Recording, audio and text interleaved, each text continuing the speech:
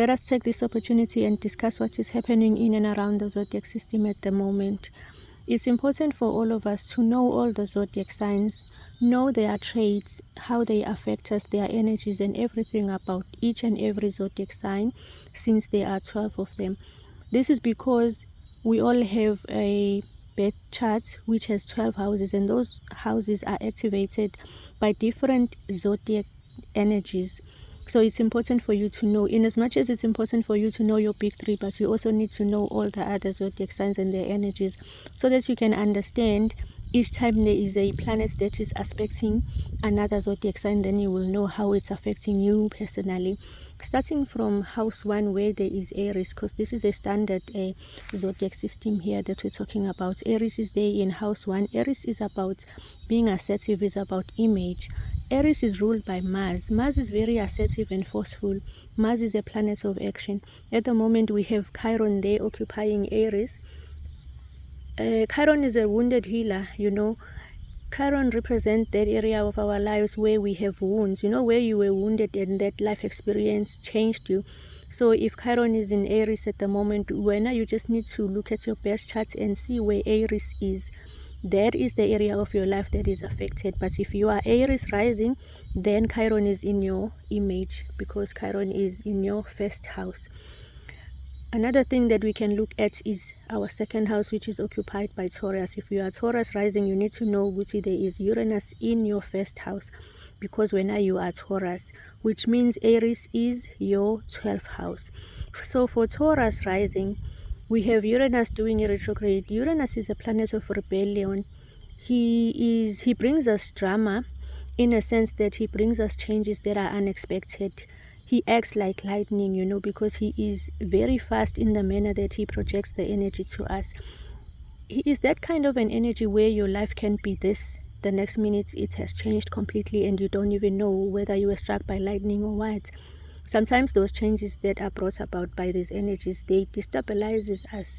And sometimes you just need to lean into the universe and trust the greater purpose. So for Aries, we have Uranus occupying you, but soon that Uranus will go back to Gemini. I think around the Easters, Uranus will finish that retrograde and go direct and occupy Gemini for the next 7 years. So when we are talking about Gemini now, we are talking about a sign. Oh, before we move on, Taurus is ruled by Venus, the planet of love, That is why everything about Taurus, we speak about things of comfort, money, and things that we wish for ourselves. Those things that make us comfortable in life. And then when we move on to Gemini rising, your first house at the moment, there is no planets activating your house. So if you know that you are Gemini rising, you must know that we are waiting in anticipation for all those who are Gemini rising, because Uranus is coming and is going to be occupying your first house for the next 7 years. We then move on to the fourth house, which is the home of Cancer. Cancer is ruled by the moon. We are waiting for the full moon on the 3rd of January, which is going to be happening at 13 degrees of you, Cancer there. Also, there is Jupiter there. Jupiter is a planet of wisdom. He is just visiting you for the whole year, so he's going to move around July or so. He's going to move to Leo, where he's also going to stay for the whole year there, blessing you, Leo, at that moment. But at the moment, for you, Cancer, we are waiting for the full moon, which is going to be directly opposite to Capricorn. All those planets that are activating Capricorn at the moment, you can see there's Mercury, Mars, Venus, and the Sun. And the Sun is illuminating everything that is happening. Is also forming an opposition to the moon that is going to be full on the 3rd. That is what you need to be aware of, when a Cancer, because that is happening in your first house. When we talk about a zodiac sign and what is happening in that zodiac sign, we are referring to the first house of that zodiac sign. Let alone that Cancer is occupying the fourth house. That is just the traditional or the natural house where Cancer occupies. And for you, personally, you need to know where Cancer is. Look at your birth chart and see what house is occupied by Cancer in your personal birth chart. That is where your full moon is happening. That is your area of life that is affected. Say for instance, Cancer is your 7th house, then it would mean ukuthi what is affected in your life is something to do with partnership, those serious contracts and marriage as well. We move on to Leo. Leo occupies house 5. There is no planet at the moment that is activating Leo, but then we just need to know that Leo is ruled by the sun, and Leo has a lot of energy that has drama in it because the sun eliminates anything that it touches. Those are the traits of Leo that you also need to know where Leo is in your birth chart and understand how other planets are affecting you as soon as they do a transit into Leo. At the moment, we have the South Node in Virgo. Virgo is about perfectionism, is about the daily routines, and is about health. Remember that South Node is the one that was causing havoc to all of us when we had those eclipses last year on around September. Especially around September, there was a lot of things that were happening pertaining to our relationship, simply because the South Node represents parts of our lives that we need to leave behind. Also, it represents parts of our lives that we have perfected before, but now we need to just move on towards the North Node, which is there in Pisces. Those nodes are going to move. This year we are going to see the nodes moving to Leo and Cap and Aquarius, but that we will discuss on another video. And then at the moment there is no planet activating our Libra sign, which is the sign that occupies house number 7. Also, same thing happens with Scorpio. We just had Lilith move from Scorpio to Sagittarius. Lilith is also another it's an energy that represents our rebellious side, but the maternal side, that maternal part of us that never had a voice in the past. And then if it occupies a house, then it takes the traits of that house. When it was there in Scorpio, it was representing deep, dark things that were kept secrets in the past, and then those things were coming into light during the Scorpio season. But then it has moved to Sagittarius, where it takes the traits of that zodiac sign, which is being, out there. Because Sagittarius is about freedom, it's about higher learning, it's about things.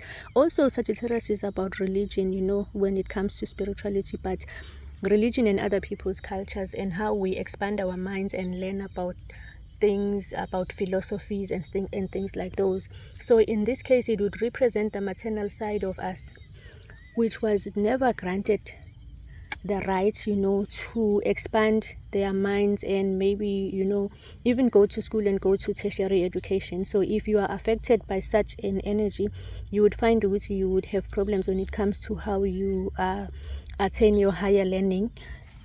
And often when you go and check, and people will tell you you have this maternal side part of energy that is blocking things for you.